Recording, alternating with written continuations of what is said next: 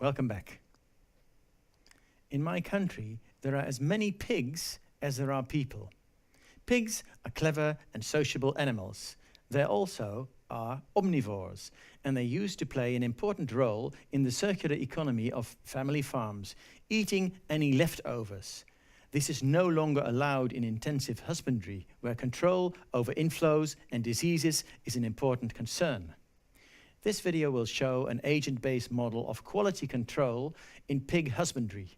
It has many of the features of agent-based models: multi-level perspective, heterogeneity among agents, social influence.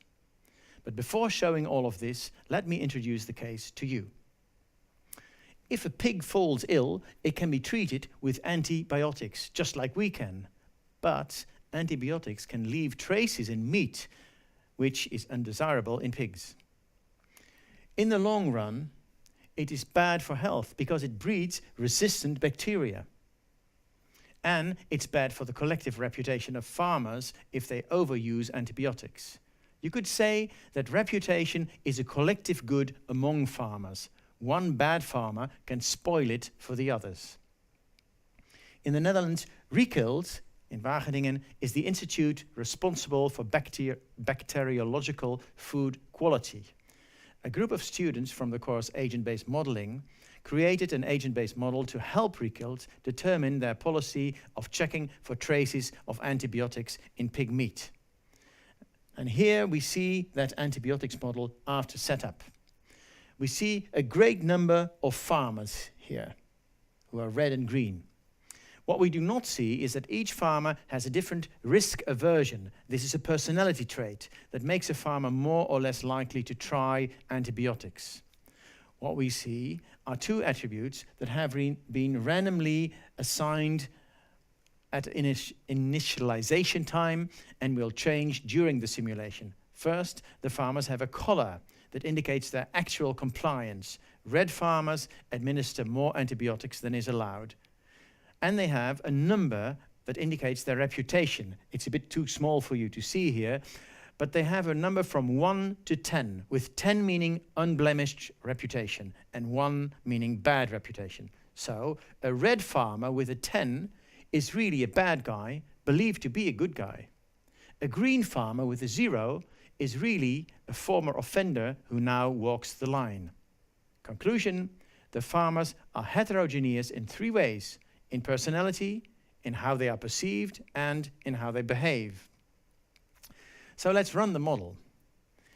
Inspectors of antibiotics are shown as blue patches traveling the world. They will visit the farmers and check for antibiotics in the meat. If they catch a bad guy, his reputation goes down to 1, whereas his compliance will go up.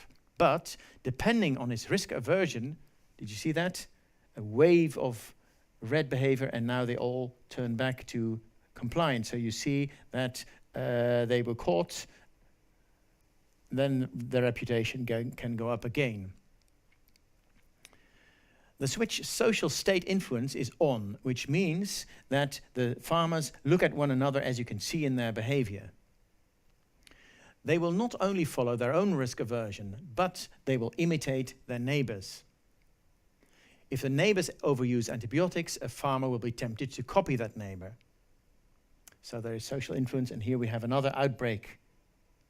And now, whoops, they all go back to good behavior after a while, after enough of them have been punished. If you look at these graphs here below, we can see that there's a cyclical trend. First, reputation goes up, and then when they get caught, it steeply goes down while compliance goes up again. And then after a while of slow decline of compliance, you get another cycle. So there are flashes of antibiotics use that are then quenched by the controls. When one farmer gets caught, he reverts to green and the neighbors follow. It takes quite some ticks before the inspectors can improve compliance again. These red waves last some time, since they can only catch a few of the farmers at a time. So as a result, there is emergent pattern of behavior in the model with hypes of misbehavior that are then quenched by the compliance inspectors. Right, now for the multi-level perspective. We model the individual farmers, but Reckild are interested in the compliance of the system as a whole, the sector. So, what can Reckild do to safeguard food quality? Well, they could hire more inspectors, but it's expensive. They can try to educate the farmers, but is that possible? Maybe if the farmers are aware that there is a reputation effect, and they might control one another. Then, thirdly, they can send the inspectors back to revisit those farmers that have been caught before. After all, those might be the risk seekers. So if you keep them under control, the others might follow.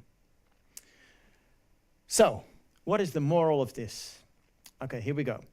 This model describes what is called a commons. In a commons, individuals can pursue their own good while harming society, or they can limit selfish behavior in the service of the common good. I believe that a similar incentive structure holds for many other issues, including circular economy issues. All of these have characteristics of a commons. Also, in all of them, there will be heterogeneity between agents, between citizens maybe, or between nations, social influence between citizens or nations, and a multi-level component in which the total sum of the behavior of everybody is more than that behavior. There's a system trend. For such issues, agent-based models, as you have seen, can be quite useful. See you next time.